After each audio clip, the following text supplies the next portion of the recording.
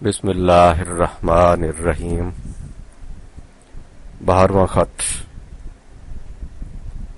تکذیب دین کون کرتا ہے؟ سلیم بیٹے دعا۔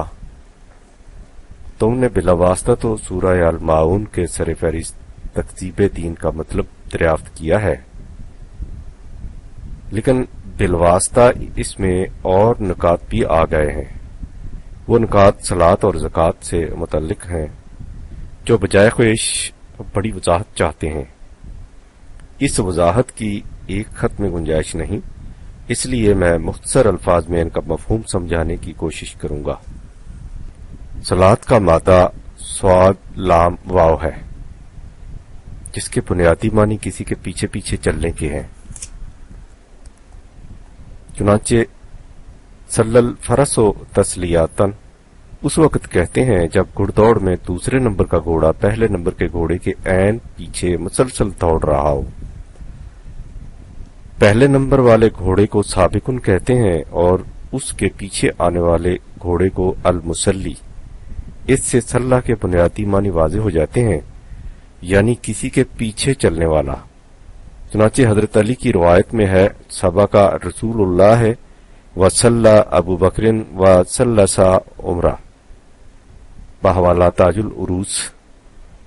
رسول اللہ پہلے تشریف لے گئے، ان کے پیچھے حضرت ابو بکر اور پھر تیسرے نمبر پر حضرت عمر۔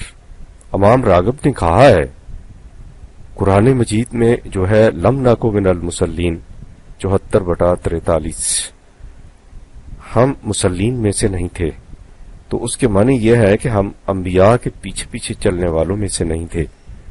ان تصریحات سے صلاۃ کا بنیادی اور جامع مفہوم واضح ہو جاتا ہے،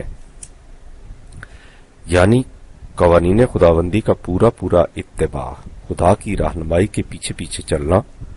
یہ اتباع زندگی کے کسی ایک گوشے تک محدود نہیں، بلکہ انسان کی پوری زندگی اس کے اندر آ جائے گی۔ اس لیے اس کے معنی ہوں گے زندگی کے ہر شعبے میں قوانین خداوندی کا اتباع۔ ان فرائض منصب کی تکمیل جو انسان پر ان قوانین کی روح سے عائد ہوتے ہیں، وہ نظام جس کے اندر رہتے ہوئے انسان ان فرائض کی تکمیل کر سکتا ہے، دین کہلاتا ہے۔ لہذا صلاۃ کا نظام دین کا پورا نظام ہوگا۔ صلاۃ کے اجتماعات جنہیں نماز کہا جاتا ہے، اسی نظام کا ایک حصہ ہے۔ یہ در حقیقت عملی مظاہرہ ہے اس ایمان کا کہ ہم نے اپنی پوری زندگی قوانین خداوندی کے تابع بسر کرنی ہے اور ان کے سوا کسی قانون اور فیصلے کے سامنے نہیں جھکنا۔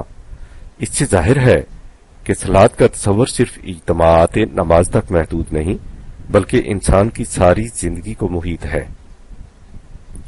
یعنی جب ہم نماز ادا کر لیں تو ہمیں یہ نہیں سمجھ لینا چاہیے کہ ہم فریضہ صلاۃ سے بالکل یا فارغ ہو چکے ہیں۔ ہمیں سمجھنا چاہیے کہ ہم نے فریضہ صلاۃ کے ایک حصہ کو ادا کیا ہے۔ اس کی تکمیل اس وقت ہوگی جب ہم اپنی پوری زندگی نظام خداوندی کے تابع بسر کریں اور اسی طرح بسر کرتے جائیں تاکہ ہماری دنیاوی زندگی کا خاتمہ ہو جائے۔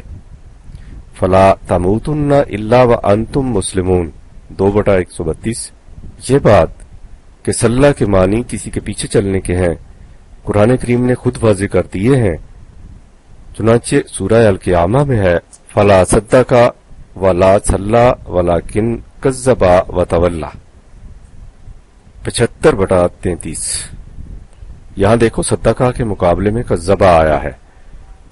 صدقہ کے معنی ہے تصدیق کرنا، سچ کر دکھانا، اور کذبہ کے معنی ہے تکذیب کرنا، جھٹلانا، اور صلاح کے مقابلے میں تولا آیا ہے۔ تولا کے معنی ہے گریز کی راہیں نکالنا، پھر جانا، لوٹ جانا۔ اس سے ظاہر ہے کہ صلاح اس روش کی ضد ہے جس میں انسان کے سیدھے راستے پر چلنے کی بجائے اس سے پھر جاتا ہے یا گریز کی راہیں نکالتا ہے۔ یہاں سے واضح ہے کہ صلاح کے معنی خود قرآن کی روح سے بھی کسی کے پیچھے سیدھے راستے پر چلنا ہے۔ دوسرے مقام پر خود صلاۃ کا لفظ بھی انہی معنوں میں آیا ہے۔ سورہ نور میں کائنات کی مختلف اشیاء کے اجمالی اور پرندوں کے خصوصی ذکر کے بعد کہا ہے أَلَمْ تَرَ أَنَّ اللَّهَ يُسَبِّحُ لَهُ مَن فِي السَّمَاوَاتِ وَالْأَرْضِ وَالطَّيْرُ صَافَّاتٍ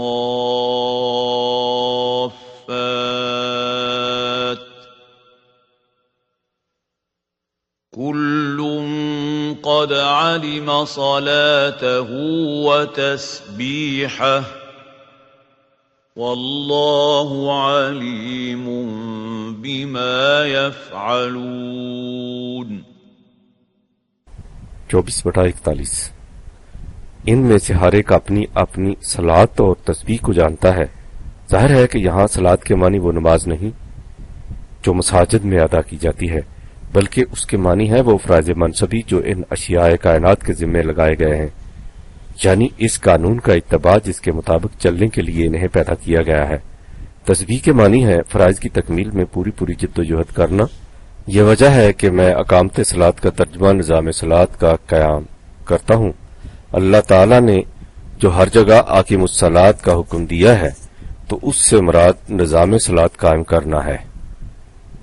نظام خداوندی کا قیام، نماز کے اجتماعات اس کے اندر آ جاتے ہیں، لیکن صلاۃ کا فریضہ ان اجتماعات تک محدود نہیں، ان سے باہر بھی ہے۔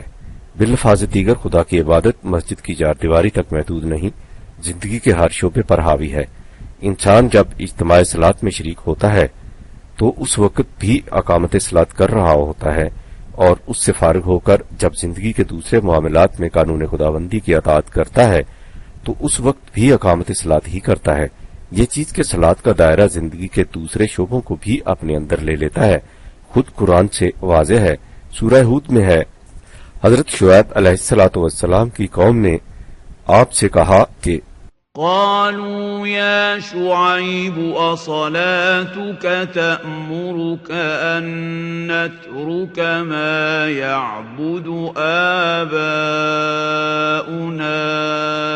أو أن نفعل في أموالنا ما نشاء إنك لأنت الحليم الرشيد 11/88 اے شعیب، کیا تیری صلاۃ تمہیں اس کا حکم دیتی ہے کہ ہم انہیں چھوڑ دیں جن کی محکومیت عبودیت ہمارے آباء اختیار کرتے چلے آئے ہیں، یا ہم اپنے مال و دولت کو اپنی مرضی کے مطابق صرف نہ کریں؟ اس سے ظاہر ہے کہ مال و دولت کا قوانین خداوندی کے مطابق صرف کرنا بھی صلاۃ کے اندر داخل ہے۔ امید ہے اس سے یہ حقیقت واضح ہو گئی کہ میں یہ نہیں کہتا کہ صلاۃ سے مطلب نماز کے اجتماعات نہیں۔ لفظ نماز عربی زبان کا نہیں، قدیم فارسی زبان کا ہے۔ میں یہ کہتا ہوں کہ یہ اجتماعات بھی فریضہ صلاۃ کے اندر داخل ہیں، لیکن یہ فریضہ یہیں تک ختم نہیں ہو جاتا، یہ انسان کی پوری زندگی پر چھایا ہوا ہے۔ جو انسان نماز کے اجتماعات میں شریک نہیں ہوتا وہ بھی تارک صلاۃ ہے، اور جو کسی معاملہ میں قانون خداوندی کی اطاعت نہیں کرتا وہ بھی تارک صلاۃ ہے۔ میں اس نقطہ پر زور اس لیے دیتا چلا آ رہا ہوں کہ جب ہم نماز پڑھ لیتے ہیں تو ہم سمجھ لیتے ہیں کہ ہم اقامت صلاۃ کے فریضہ سے کلیتاً فارغ ہو چکے ہیں۔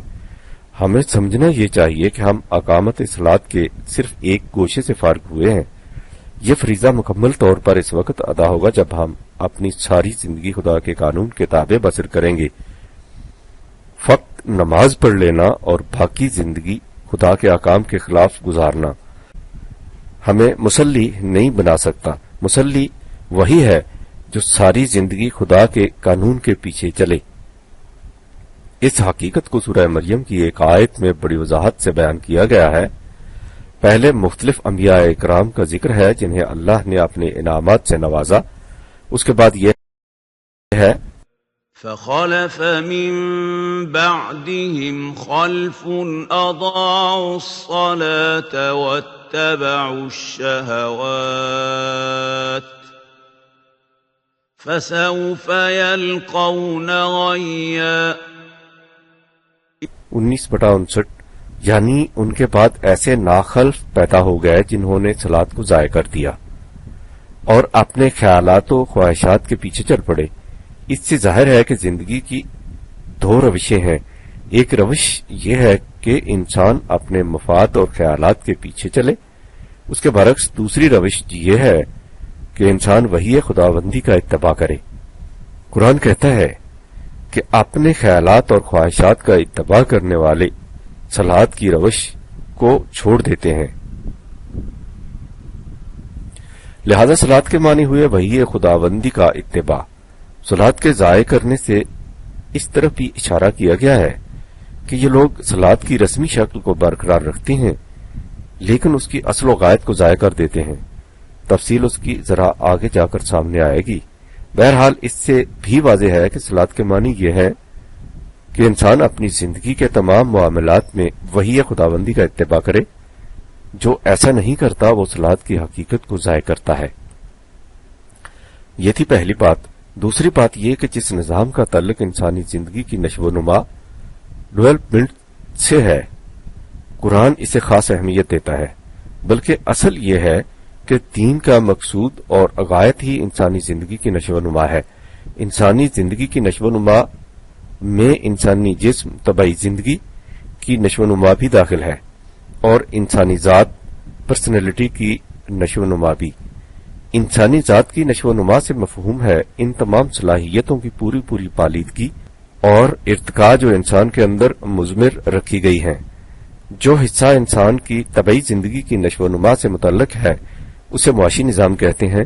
قرآن نے بتایا یہ ہے کہ انسانی ذات کی نشو و نما کا بنیادی اصول یہ ہے کہ انسان پوری کی پوری محنت سے کام کرے اور اپنی ضروریات سے جو کچھ زائد ہو اسے دوسروں کی نشو و نما کے لیے کھلا رکھے۔ اسے قرآن کی اصطلاح میں ایتاء زکوٰۃ کہتے ہیں، یعنی نشو و نما دینا، سامان زیست مہیا کرنا۔ زکوٰۃ کے معنی نشو و نما، گروتھ کے ہیں، جیسا کہ سورہ ہود کی اس آیت سے واضح ہے جسے حضرت شعیب علیہ الصلوۃ والسلام کی صلاۃ کے ضمن میں اوپر درج کیا گیا ہے۔ نظام صلاۃ کا نظام معاش کے ساتھ بڑا گہرا تعلق ہے، بلکہ یہ دونوں لازم و ملزوم ہیں۔ اسی لیے قرآن میں اقیموا الصلاۃ اور آتوا الزکوٰۃ بالعموم کٹھے آتے ہیں۔ ان دونوں باتوں کو تمہیداً سمجھ لینے کے بعد اب آگے چلو۔ سورہ ماعون میں ہے ارأیت الذی یکذب بالدین 107/1۔ کیا تو نے اس شخص کو بھی دیکھا، اس کی حالت پر بھی غور کیا جو دین کی تکذیب کرتا ہے۔ یہاں دین سے انکار کرنے والوں کا ذکر نہیں، دین کی تکذیب کرنے والوں کا ذکر ہے، یعنی وہ جو زبان سے دین کا اقرار کرتے ہیں لیکن عملاً اسے جھٹلاتے ہیں۔ تم سوچو سلیم کہ وہ کون ہے جو اس سوال کا جواب سننے کے لیے ہمتاً توجہ نہ ہو جائے گا، اس لیے کہ ہر شخص چاہتا ہے کہ معلوم کرے کہ وہ کون ہے جس کے متعلق قرآن کہتا ہے کہ وہ دین کی تکذیب کرتا ہے، اور پھر کہتا بھی اس طرح ہے کہ یہ بات محض ذہنی یا اعتقادی نہ رہے بلکہ محسوس طور پر دیکھنے والے کے سامنے آ جائے۔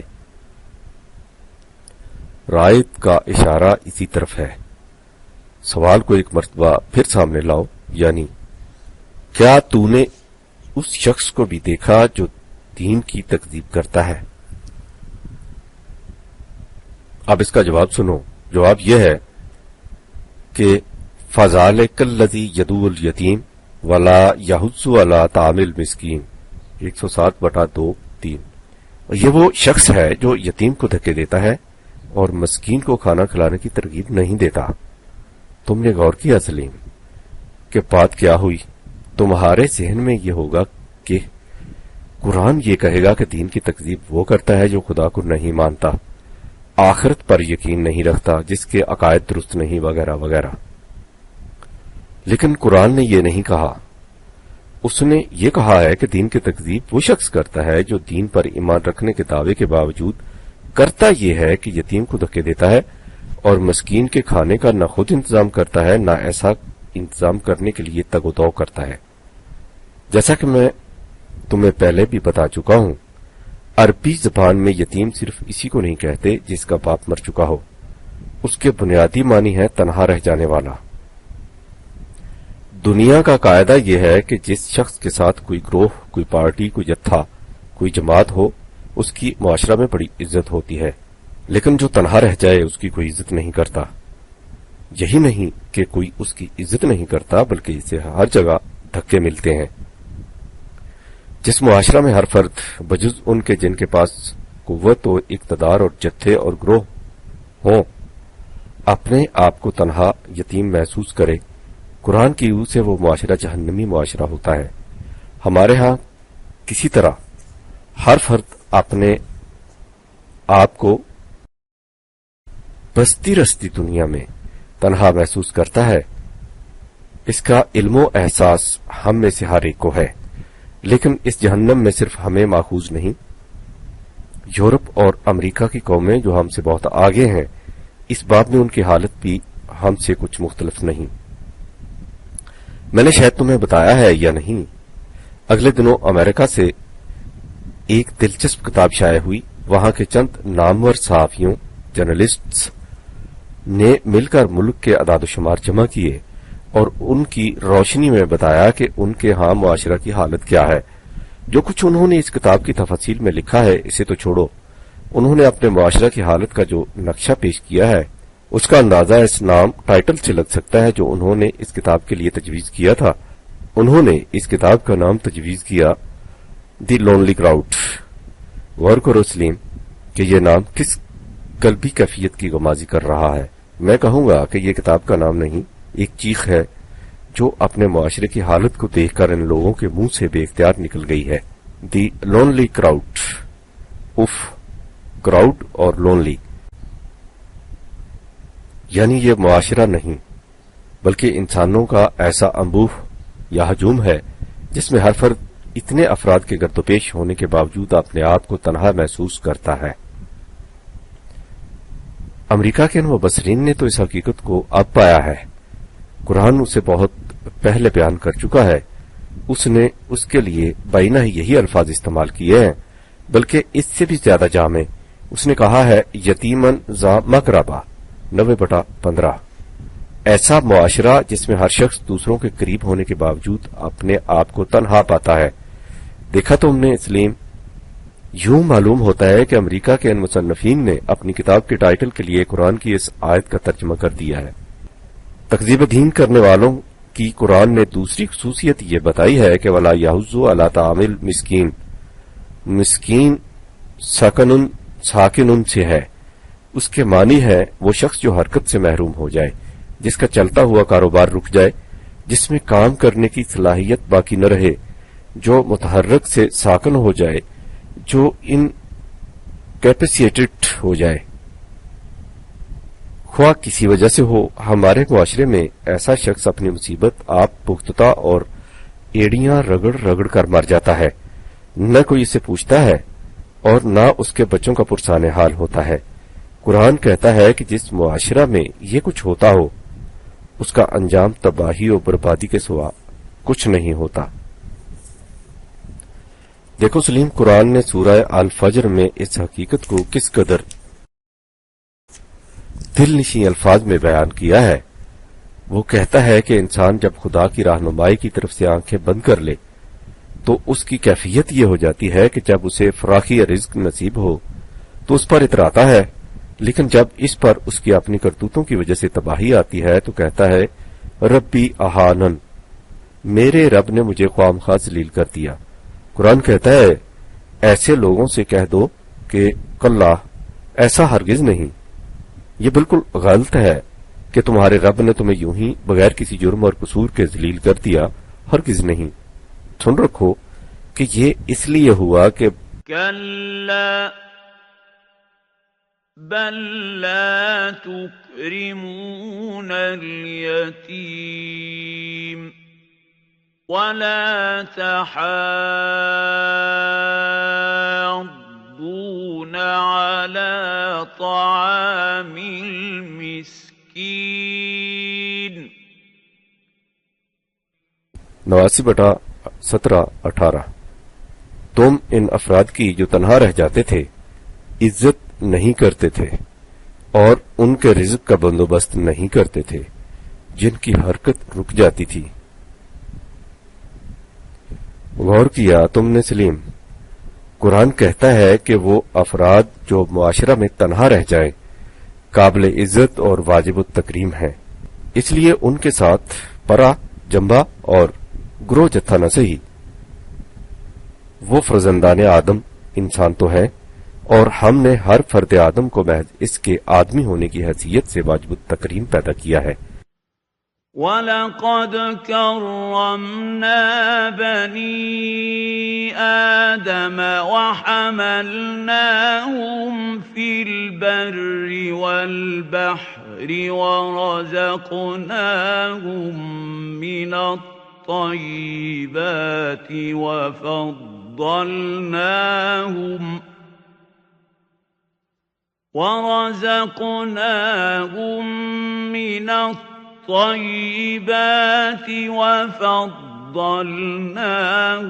عَلَى كَثِيرٍ مِّمَّنْ خَلَقْنَا تَفْضِيلًا۔ 17/70۔ ضمناً یہ بھی سمجھ لو سلیم کہ قرآن نے ان لوگوں کے خلاف صرف یہی دو جرم عائد نہیں کیے، وہ یتیموں کی عزت نہیں کرتے تھے اور مسکینوں کے رزق کا انتظام نہیں کرتے تھے، اس کے علاوہ یہ بھی کہا ہے کہ وَتَأْكُلُونَ التُّرَاثَ أَكْلًا لَمًّا۔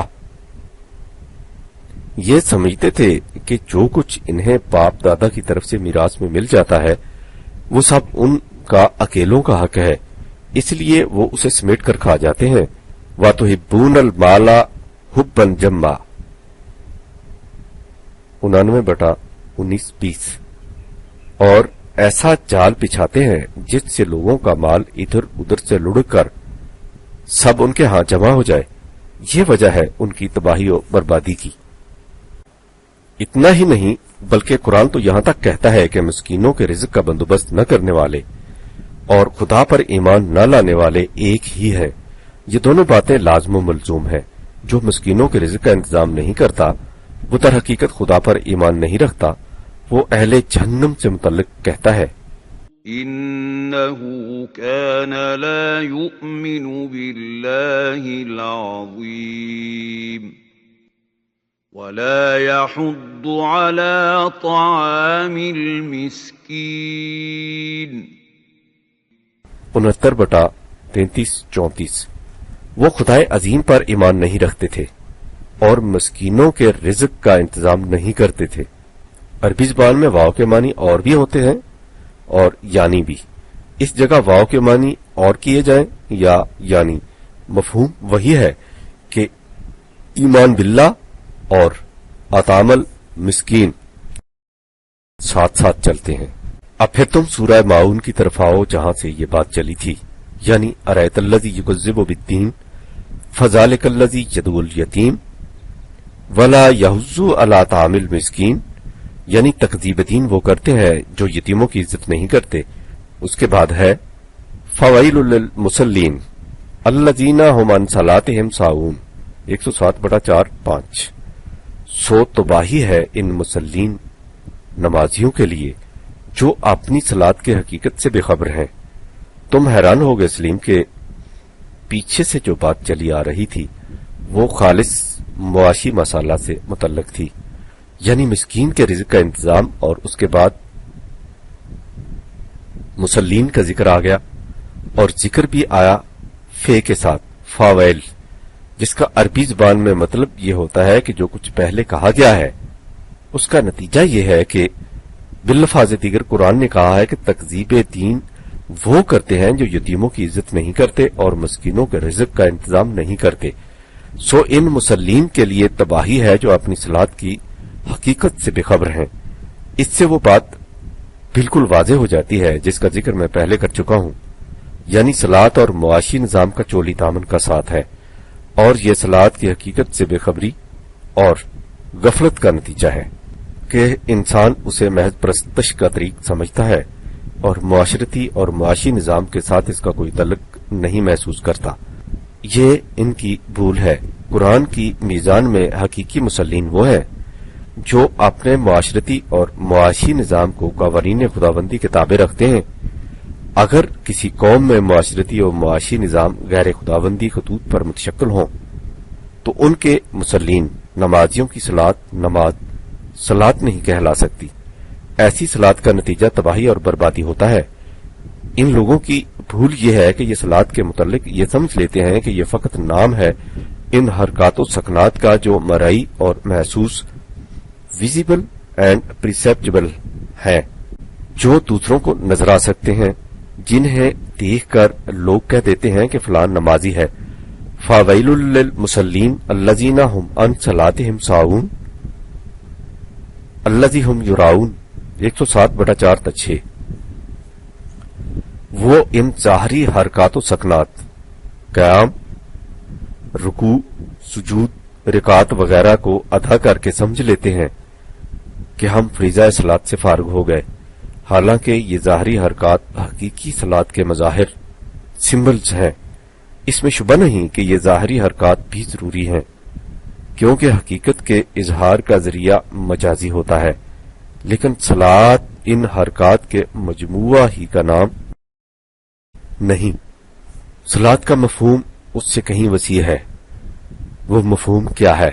اسے قرآن نے اگلی آیت میں واضح کر دیا ہے، لیکن قبل اس کے کہ تم اس اگلی آیت تک پہنچو جو کچھ پہلے کہا جا چکا ہے، اسے ایک مرتبہ پھر سامنے لے آؤ. یعنی کیا تم نے اس شخص کو بھی دیکھا جو تکذیب دین کرتا ہے؟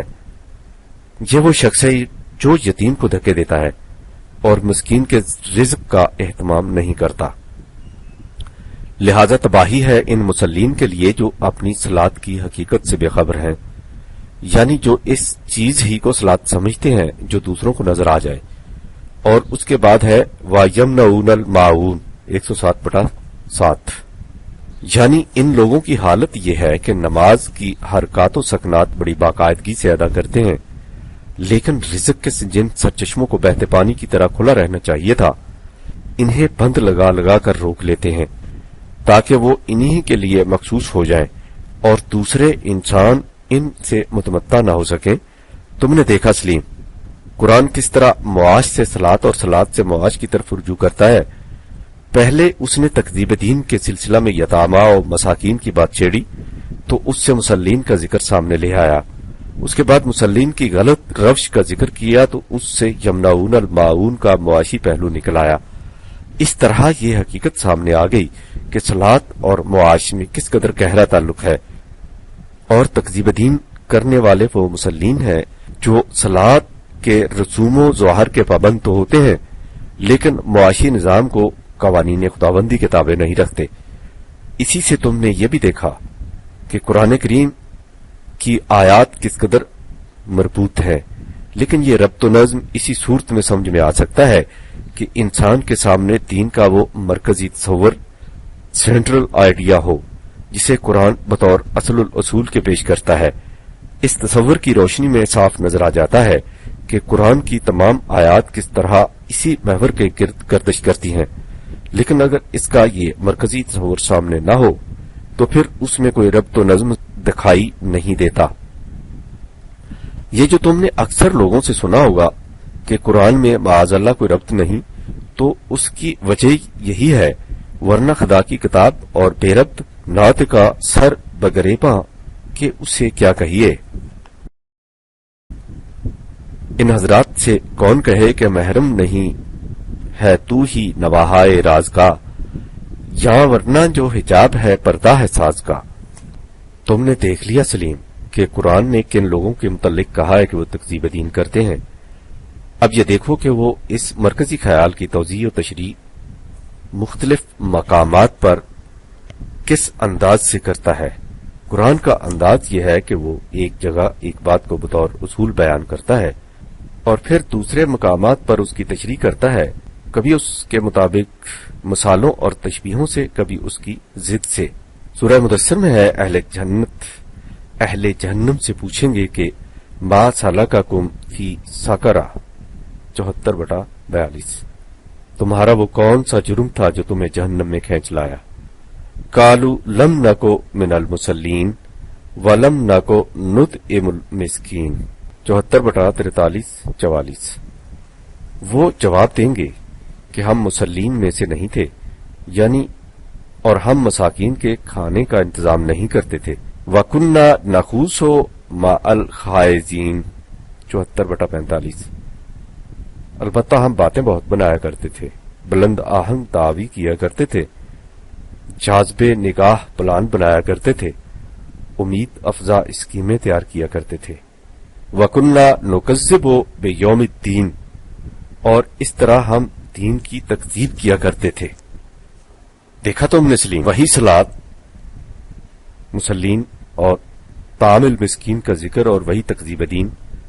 یہاں دین کے بجائے یوم الدین آیا ہے۔ یوم کے معنی ہے زمانہ یا دور، ٹائم، ایج، پیریڈ، یعنی وہ دور جس میں نظام خداوندی متشکل ہو کر سامنے آ جائے، جس میں انسانی اعمال اپنے نتائج کو محسوس پیکروں میں سامنے لے آئے، جس میں مکافات عمل کا قانون ایک حقیقت ثابتہ بن کر نظر آنے لگ جائے۔ ان جہنمیوں کا کہنا یہ ہوگا کہ ہم ان لوگوں میں شامل نہیں تھے جو صلاۃ کی حقیقت پر نگاہ رکھ کر قیام صلاۃ پر عمل پیرا ہوتے تھے، اور اس طرح ایسا نظام قائم کرتے تھے جس میں مساکین کے رزق کا انتظام بحسن و خوبی ہو جائے۔ یوں ہم دین کے نظام کی عملاً تکذیب کیا کرتے تھے، یعنی اپنی روش سے دنیا پر یہ ثابت کر دیتے تھے کہ یہ دعویٰ صلاۃ کے ذریعہ ایسا نظام عمل میں آ سکتا ہے جس میں معاشی مسائل کا اطمینان بخش حل مل جائے، جھوٹا ہے۔ نکذب بیوم الدین سورہ تطفیف کا تو آغاز ہی اس موضوع سے ہوتا ہے۔ ارشاد ہے ویل للمطففین، ان لوگوں کے لیے تباہی ہے جو معاشی معاملات میں توازن قائم نہیں رکھتے بلکہ دوسروں کے حقوق و واجبات میں کمی کر دیتے ہیں۔ الذین اذا قتالوا علی الناس یستوفون واذا قالوہم او وزنوہم یکسرون 83/1-3، یعنی وہ لوگ جب دوسروں سے لیتے ہیں تو پورے ماپ سے لیتے ہیں، لیکن جب دوسروں کو دیتے ہیں تو ماپ اور وزن میں کمی کر دیتے ہیں۔ تم نے دیکھا سلیم، قرآن نے سرمایہ دار طبقہ کی روش اور ذہنیت کو کیسے جامع انداز میں بیان کیا ہے۔ مال تو پرانے زمانے کے پیمانوں اور ترازوؤں کے ذریعے ہو یا دور حاضر کی اقتصادی اسکیموں کے ذریعہ، ذہنیت ہر جگہ وہی کار فرما ہے۔ اس کے بعد چند آیات میں یہ بتایا گیا ہے کہ ان کی اس روش کا نتیجہ کیا ہوگا، اور پھر ویل یومئذ للمکذبین 82/10، اس دور میں یوم یقوم الناس لرب العالمین 83/6، جب تمام نوع انسانی خدا کی عالمگیر ربوبیت کے لیے اٹھ کھڑی ہوگی۔ ان مکذبین تکذیب کرنے والوں کے لیے تباہی ہوگی۔ الذین یکذبون بیوم الدین 83/11، یعنی ان لوگوں کے لیے جو یوم الدین کی تکذیب کرتے تھے۔ دیکھا تو مسلم، یہاں بھی مکذبین انہیں کہا گیا ہے جو معاشی نظام کو عدل کی بنیادوں پر استوار نہیں کرتے۔ یہ تو ہوا تکذیب دین کا بیان۔ اب یہ دیکھو کہ وہ اس کے مقابلہ میں تصدیق دین کو سامنے لا کر کس طرح اس حقیقت کی وضاحت کرتا ہے۔ یعنی اس نے اوپر یہ بتایا تھا کہ تکذیب دین کون کرتا ہے، اور اب یہ بتائے گا کہ تصدیق دین کون کرتا ہے۔ ذرا غور سے سنو کہ قرآن اس باب میں کیا کہتا ہے۔ سورہ معارج میں ہے کہ تدعو من ادبر وتولی 70/17، جہنم آوازیں دے دے کر بلاتی ہے۔ کسے بلاتی ہے؟ اسے جو سیدھے راستہ سے منہ پھیر کر چل دیتا ہے یا اس سے گریز کی راہیں نکالتا ہے۔ یہ تو اصولی بات ہوئی۔ اس کے بعد اس اصول کی تشریح سامنے آتی ہے۔ وَجَمَعَ فَأَوْعَى، یہ وہ ہے جو دولت جمع کرتا ہے اور پھر تھیلی کا منہ کس کر باندھ دیتا ہے کہ یہ مال کسی اور کے کام نہ آ سکے۔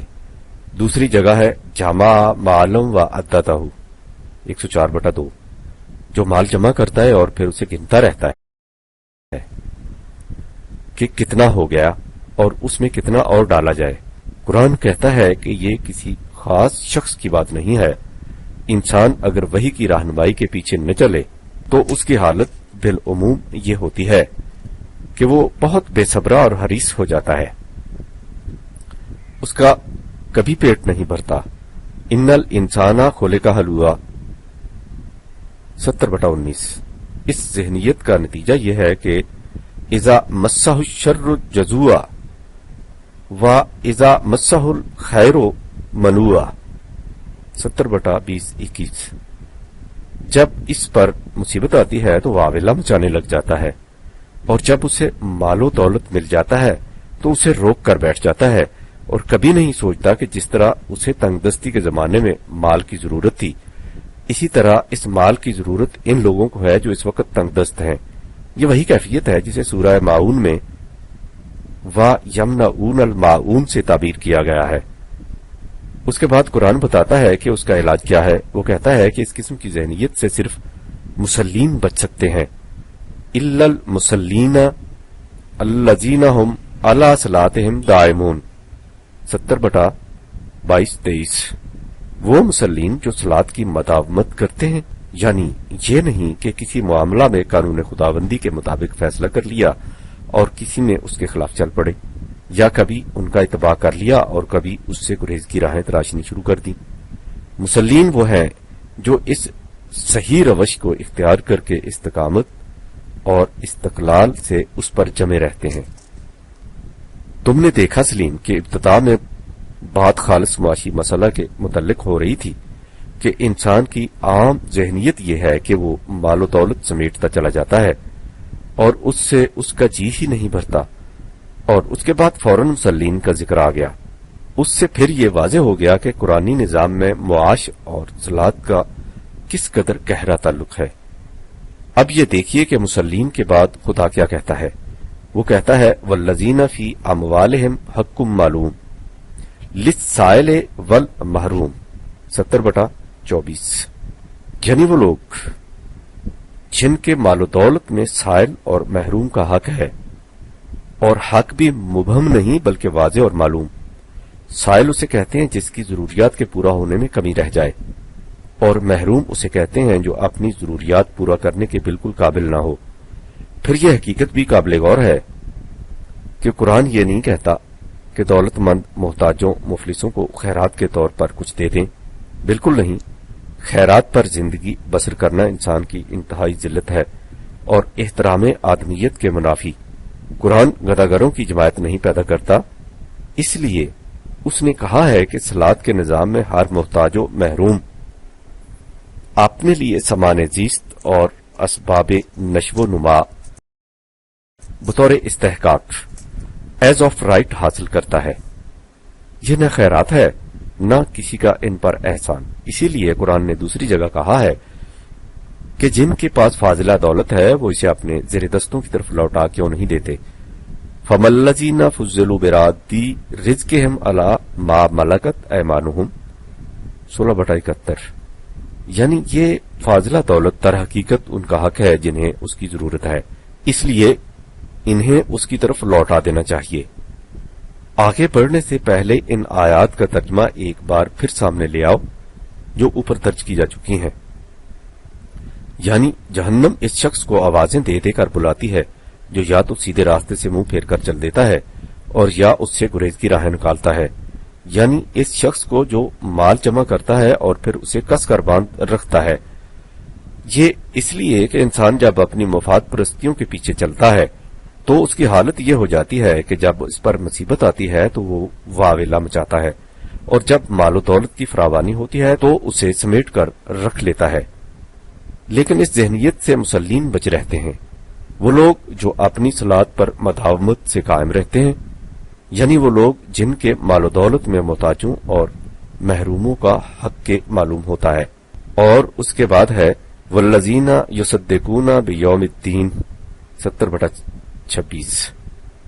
ये वो लोग हैं जो यौमिद्दीन की तस्दीक करते हैं। तुमने देखा सलीम कि कुरान किस तरह तसरीफ आयात को फेर फेर कर लाने से अपनी मरकजी तालीम की वजाहत करता है। पहले उसने बताया था कि दीन की तकजीब कौन करते हैं, और अब बताया कि उसकी तस्दीक कौन करते हैं। इस तफसील को उसने सूरह अल क़यामा की दो मुख्तसर सी आयात में समेट कर रख दिया है जो पहले भी लिखी जा चुकी हैं, और जिनमें कहा गया है कि दर्दनाक अजाब में मुब्तला वो होता है जो फला सद्दका वला सल्ला वलाकिन कज़्ज़बा व तवल्ला 75/31-32 जो ना तस्दीक करता है और ना कानून खुदाबंदी के पीछे चलता है बल्कि वो तकजीब करता है और इस रास्ते से गुरेज की राहें निकालता है। तकजीब करने वाले और गुरेज की राहें निकालने वाले के लिए कुरान ने फिरौन को बतौर मिसाल पेश किया है, जिसके अहद में मलूकियत फिरौन, पेशवाइयत हामान और सरमायादारी कारून बजाक वक्त जमा थी। चुनांचे सूरह ताहा में है कि हजरत मूसा ने फिरौन से कहा कि इन्ना कद ऊहिया इलैना अन्नल अज़ाबा अला मन कज़्ज़बा व तवल्ला 20/48 हमारी तरफ यह वही हुई है कि खुदा का अजाब इस पर होता है जो तकजीब करता और गुरेज की राहें निकालता है और इस तरह जिंदगी की सही रवश से फिर जाता है। सूरह लैल में तकजीब व तस्दीक के तकाबुल को एक और अंदाज में नुमाया किया गया है। फरमाया इन्ना सायकुम लशत्ता 92/4 यह हकीकत है कि दुनिया में मुख्तलिफ लोगों की तगोताज का रुख मुख्तलिफ समतों में होता है, लेकिन अगर इन तमाम सिमतों को सिमटाया जाए तो ये उसूली तौर पर दो किस्मों में तकसीम हो जाएंगी। ये दो सिमतें और उनके नताइज ये हैं फा अम्मा बन आता व तका व सद्दका बिल हुस्ना 96/5-6 सो जो शख्स दूसरों को देगा और तकवा शियार बन जाएगा और इस तरह हमवारियां पैदा करने वाले की तस्दीक करेगा। फसा नुयस्सिरुहु लिल युसरा 72/7 तो हम इस पर फराखियों की राह आसान कर देंगे। उसके बरक्स व अम्मा मम बाखिला वस्तगना व कज़्ज़बा बिल हुस्ना 72/8-9 जो शख्स सब कुछ समेट कर अपने लिए रख लेगा और अपने आप को मुआशरे से मुस्तगनी समझ लेगा, यानी ये ख्याल करेगा कि मेरे पास इस कदर मालो दौलत है इसलिए मुझे दूसरों की क्या मुहताजी है, मैं उनकी क्या परवाह करता हूं, और इस तरह हमवारियां पैदा करने वाले दीन की तकजीब करेगा। फसा नुयस्सिरुहु लिल उसरा 92/10 तो हम इस पर तंगदस्ती के रास्ते कुशादा कर देंगे। वमा युगनी अनहु मालुहु इज़ा तरद्दा 92/11 और जब उसकी तबाही का वक्त आएगा तो उसका मालो दौलत उसके किसी काम ना आ सकेगा। यह उसे तबाही से कभी नहीं बचा सकेगा जो उसकी सरमायादाराना रविश का लाजमी नतीजा है। वो इस रविश को इसलिए इख्तियार करता है कि वो समझता है कि इंसान को अपने मालो दौलत के मामला में अपनी मर्जी और अपने फैसलों के मुताबिक ही चलना चाहिए, लेकिन यह गलत है। इस बाब में इंसान को वही खुदाबंदी के ताबे चलना चाहिए। इन्ना अलैना लल हुदा 92/12 रहनुमाई देना हमारा काम है, इसलिए कि इंसान हमेशा अपनी जाती मसलहत और पेश पा उफ्तादा मुफाद ही को सामने रखता है और मुस्तकबिल पर उसकी निगाहें नहीं होती। उसके बरक्स व इन्ना लानल आखिराते वल ऊला 92/13 हमारे सामने हाल भी होता है और मुस्तकबिल भी। हमारे पेश नजर इसकी तबई जिंदगी की नशोनुमा भी होती है और उसके बाद की जिंदगी की बालिदगी भी। इंसान के सामने सिर्फ अपना मुफाद होता है और हमारे सामने पूरी नौए इंसानी का कुल्ली मुफाद। अक्ल खुद भी गाफलज बहबूद गैर सूद खुद बीनत न बीनत सूद गैर वही हक बीनंदाए सूदे हमा दर नगाहिश सूद बहबूदे हमा। जो शख्स या निजाम मफाद ख्वेश ही को मकसूद हयात समझता है उसका अंजाम तबाही और बर्बादी के सिवा कुछ नहीं होता। फा अनजरतुकुम नारन तलज़्ज़ा 92/14 सो मैं तुम्हें इस शोला अंगेज आतिश सूजां से मुतनब्बे करता हूं जो सब कुछ तबाह करके रख दिया करती है। ला यस्लाहा इल्लल अशका अल्लज़ी कज़्ज़बा व तवल्ला 92/15-16 इसमें सिर्फ वही दाखिल होता है जो शक्की होता है, यानी वो जो तकजीब करता है और गुरेज की राहें निकालता है। उसके बरक्स व सयो जन्नबो हल अतका 92/17 इससे उसे महफूज रखा जाता है जो मुत्तकी हो। अब सवाल पैदा हुआ कि मुत्तकी किसे कहते हैं। اس کا جواب اگلی آیت میں دے دیا، الذی یؤتی مالہ یتزکا 92/18، یعنی وہ جو اس لیے مال دیتا ہے کہ اس سے اس کی اپنی ذات کی اور دیگر افراد انسانیہ کی نشو و نما ہو سکے۔ تم نے دیکھا سلیم کہ ان آیات سے دیگر امور کے علاوہ متقی کا مفہوم بھی کس طرح واضح ہو گیا، یعنی متقی بھی وہ ہے جو اپنا مال دوسروں کی نشو و نما کے لیے دیتا ہے، اور اس طرح اس کی اپنی ذات کی نشو و نما ہو جاتی ہے۔ یہاں بھی دیکھو کہ تقوی اور معاشی معاملات کا کس قدر گہرا تعلق ہے۔ جو لوگ تقوی اور تزکیہ نفس کا کچھ اور مفہوم سمجھتے ہیں اور ان کا تعلق روحانیت یعنی ان کی مصطلح روحانیت سے قرار دیتے ہیں، ان کے متعلق دوسرے مقام پر فرمایا، فلا تزکوا انفسکم هو اعلم بمن اتقى 53/32۔ تم اپنی ذات کی نشو و نما تزکیہ کا فیصلہ خود ہی اپنے معیاروں کے مطابق نہ کرنے بیٹھ جاؤ، اسے بہترین طور پر خدا ہی جانتا ہے، اور وہی بتا سکتا ہے کہ متقی کسے کہتے ہیں۔ متقی اسے کہتے ہیں الذی یؤتی مالہ یتزکا 92/18، جو اپنا مال دوسروں کی نشو و نما کے لیے دیتا ہے اور اس طرح اس کی ذات کا تزکیہ ہو جاتا ہے۔ اس کے برعکس وہ کہتا ہے افرائیت الذی تولی 53/33، کیا تو نے اس شخص کو بھی دیکھا ہے جو گریز کی راہیں نکالتا ہے، یعنی وہ شخص وآتا قلیلا واکدا 53/34، جو مرتا بھرتا کچھ دیتا بھی ہے تو بہت تھوڑا سا دیتا ہے اور پھر پتھر کی طرح سخت ہو کر بیٹھ جاتا ہے۔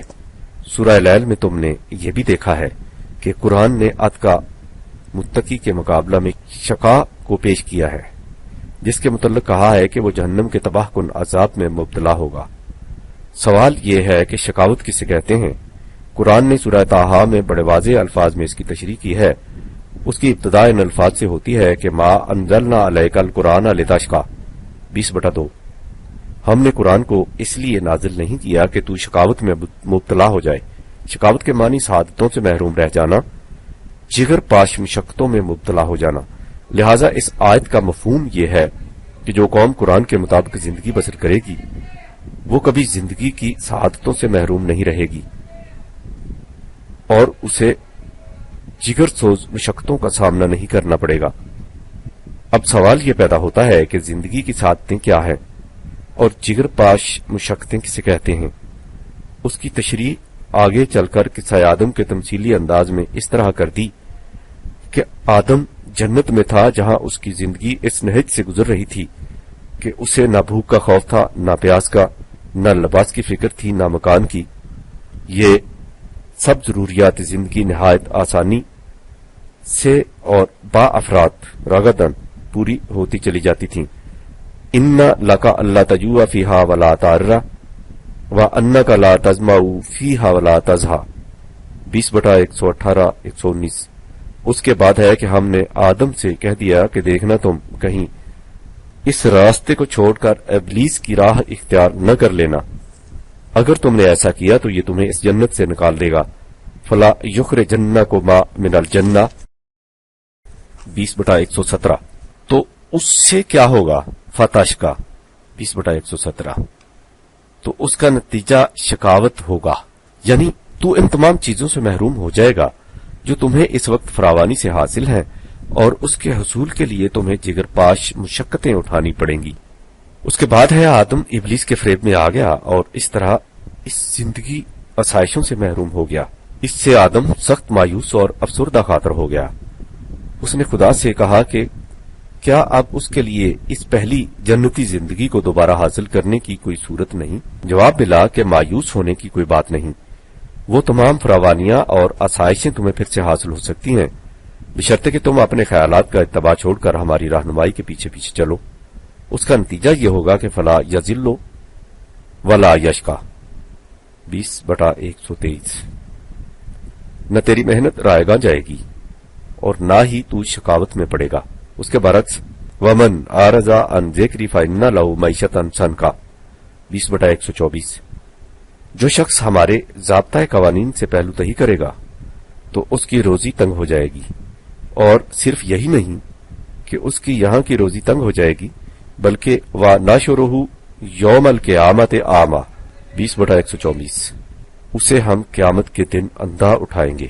تم نے دیکھا سلیم کہ اتقا کے مقابلہ میں جو اشقا آیا ہے، اس میں اشقا کے معنی کیا ہے؟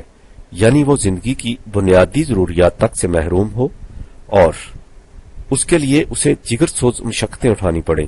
لہذا متقی وہ ہے جسے زندگی کی تمام ضروریات اور سعادتیں بافرات میسر ہوں اور وہ اپنی محنت کی کمائی کو دوسروں کی نشو و نما کے لیے کھلا رکھے۔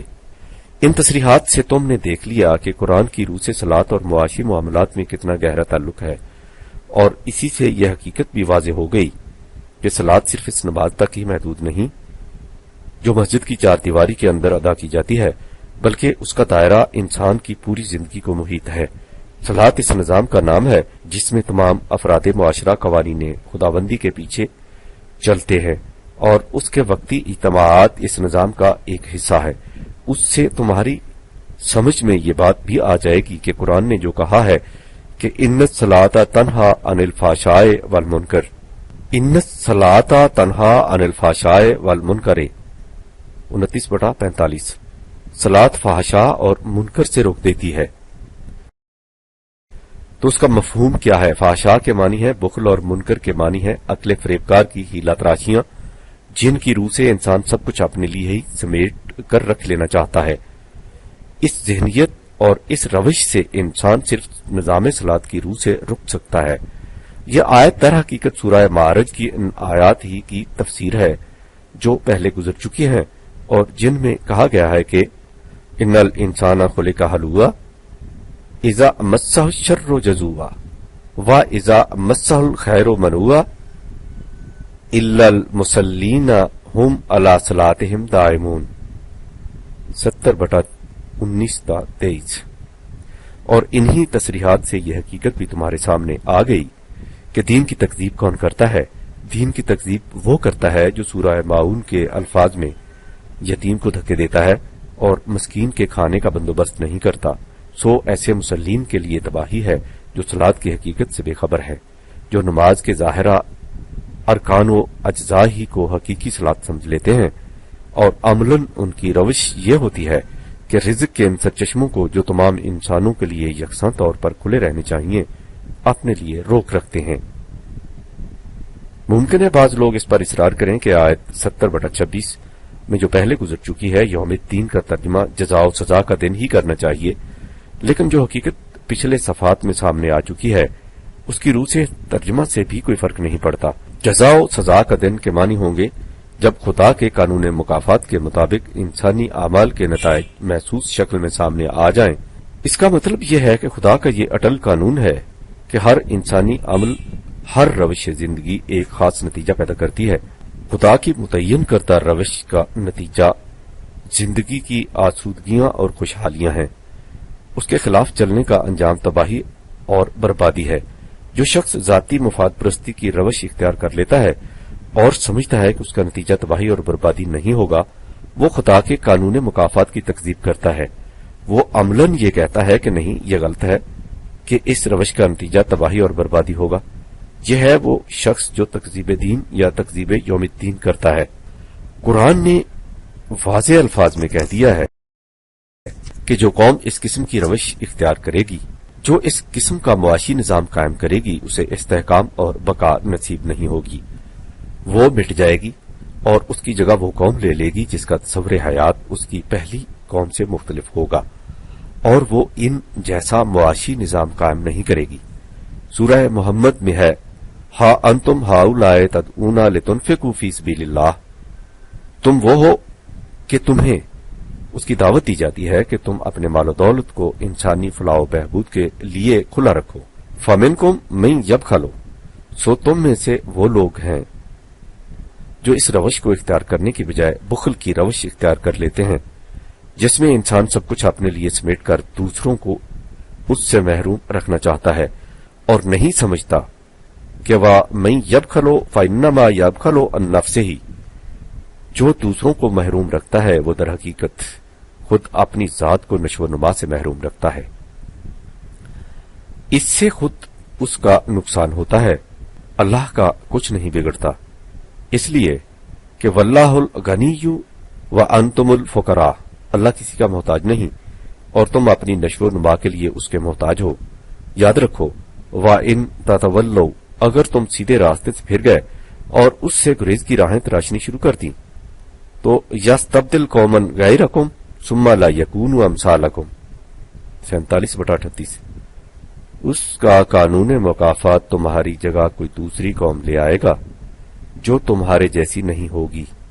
یہ خدا کا اٹل قانون ہے، اور جو سمجھتا ہے کہ ایسا نہیں ہو سکتا، سرمایہ داری کا نظام قائم و دائم رہ سکتا ہے اور اس غلط روش کے نتائج و عواقب کو نمازیں پڑھنے سے روکا جا سکتا ہے، وہ تکذیب دین کرتا ہے، وہ خدا کے قانون مکافات کو جھوٹا ثابت کرنے کی کوشش کرتا ہے۔ خدا نے قوموں کے عروج و زوال اور بقا اور فنا کے لیے جو قانون مقرر کر رکھا ہے وہ کبھی جھوٹا ثابت نہیں ہو سکتا۔ والسلام، پرویز، ستمبر سن 1956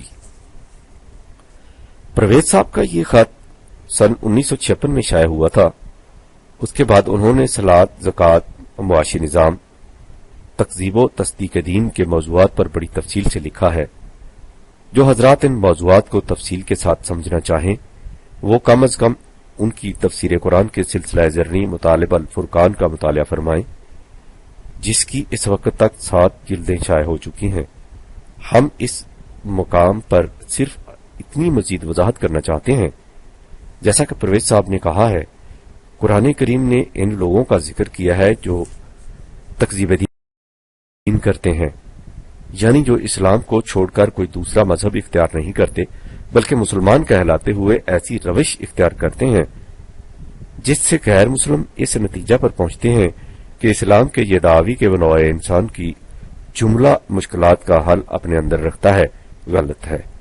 اگر اس کا یہ دعویٰ سچا ہوتا تو ان لوگوں کی حالت ایسی کیوں ہوتی جو اسلام کے مدعی ہیں؟ پھر اس نے کہا ہے کہ جو لوگ گریز کی راہیں نکالتے ہیں ان کی جگہ خدا دوسری قوم لے آئے گا۔ گریز کی راہیں تراشنے سے مراد یہ ہے کہ وہ دین کی راہ سے انکار نہیں کرتے بلکہ ایسی روش اختیار کرتے ہیں جس سے بظاہر ایسا نظر آئے کہ وہ اسلام کا مقصد پورا کر رہے ہیں، لیکن در حقیقت وہ اس راہ سے اعراض برت رہے ہیں۔ خدا نے کہا ہے کہ وہ اس قسم کی روش اختیار کرنے والی قوم کی جگہ دوسری قوم لے آئے گا جو ان جیسی نہیں ہوگی۔